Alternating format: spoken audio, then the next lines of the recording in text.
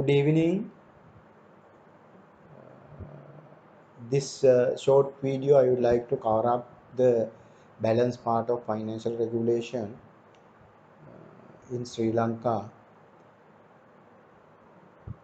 So there what I will do is I will cover up the financial management and accountability chapter in selected items. There the first one is financial regulation 124, supervision of financial matters.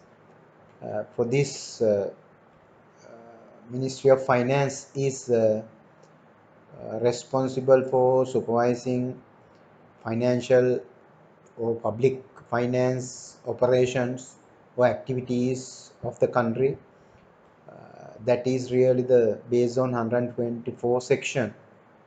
Then under the 124 the section 2 supervision is the responsibility person is the secretary to ministry.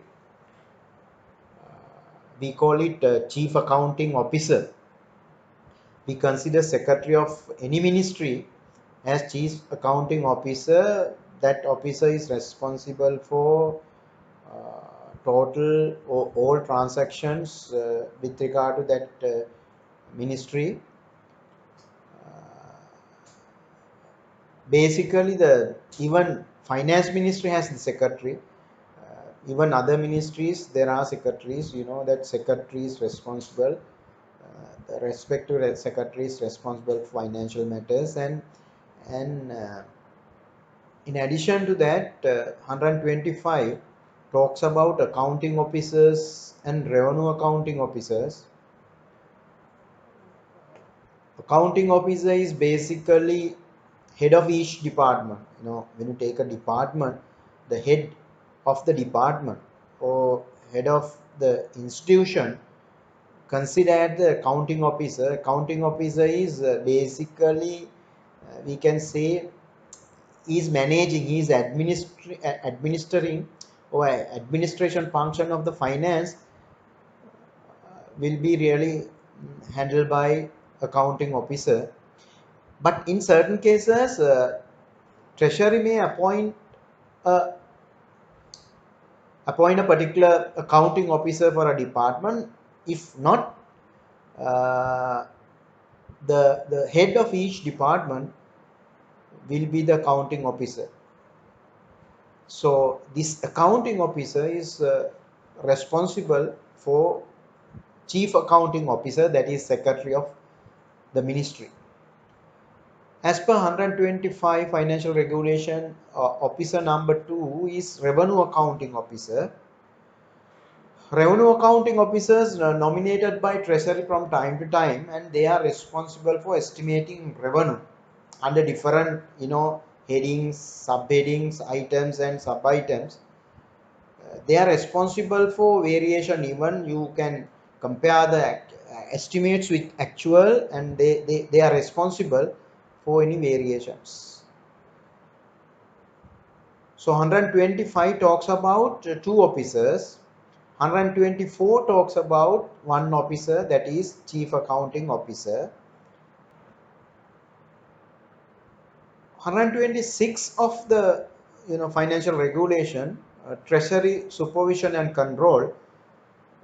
Basically these sections talk about the role of supervision, monitoring, introduction of financial management control, issuing circulars, making changes for existing management controls, public finance controls. 132 financial organization in department. We know that ministry is secretary of the ministry we consider chief accounting officer. Then head of each department will have accounting officer. In addition to that, revenue accounting officer is there. We know that the activities of any organization, any department,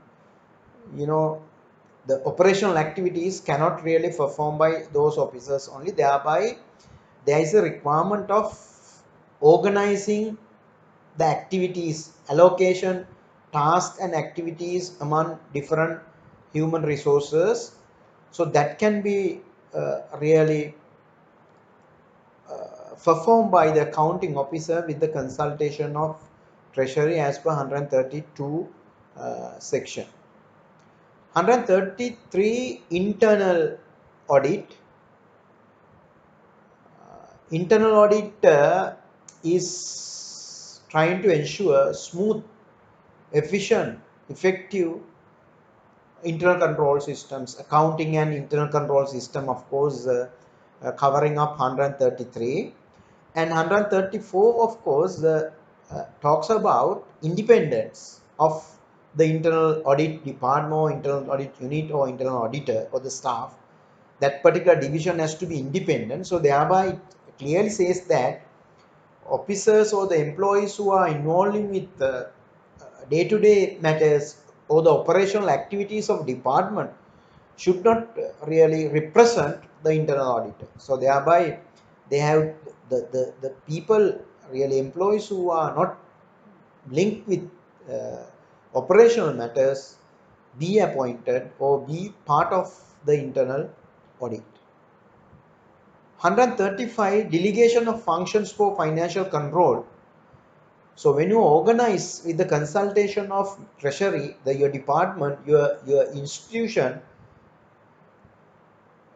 135 talks about how to delegate. That means the segregation of duties to ensure the financial control, financial efficiency of the departments. Basically, there are two categories. One is expenditure. Under expenditure, there are three levels, three segregations: authorization, approval, certification, and payments. Someone has to authorize, someone has to approve, then certification is done by someone, then payment is done by another party.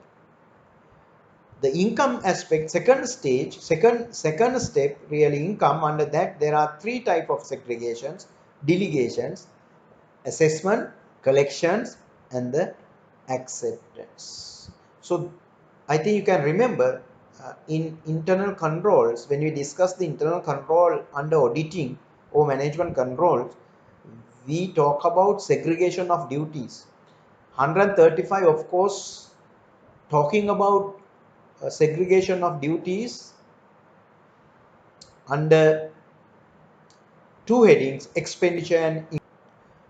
Then I would like to talk about authorities for expenditure, refund, and write-offs.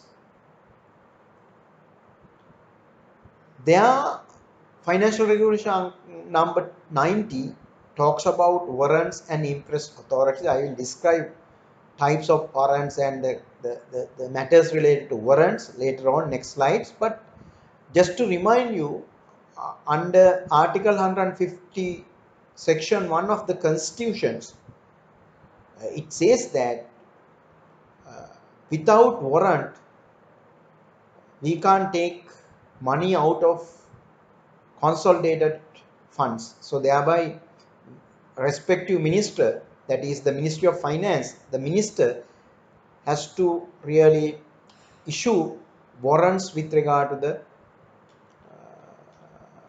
taking money out from the consolidated. Even expenditure has been really approved by the parliament.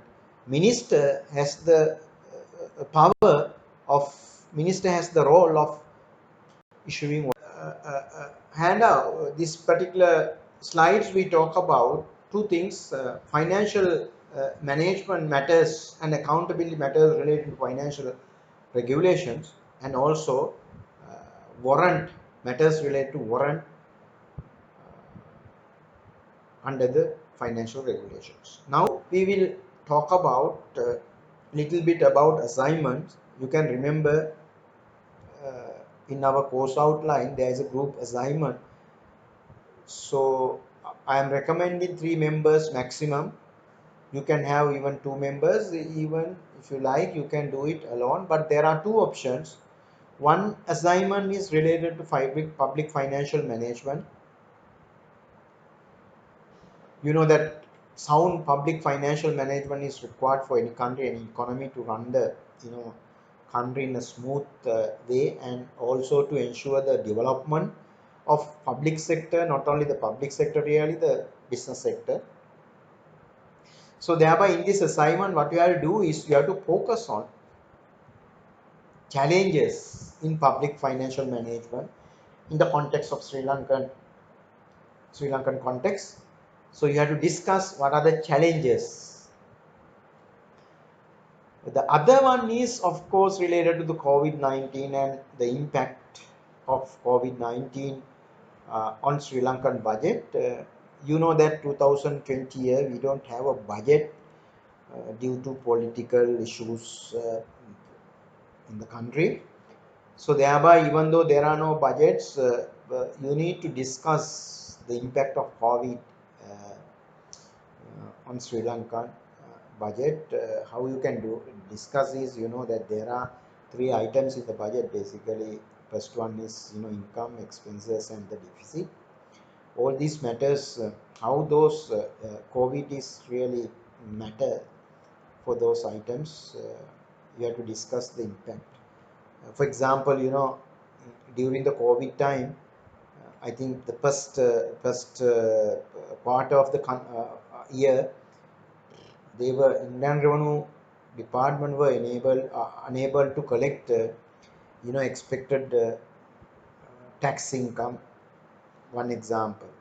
So thereby, for another example, when we are going to give subsidies to needy people or the poor people, it was very difficult to get the money.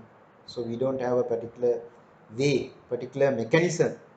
So we have ignored the poor people.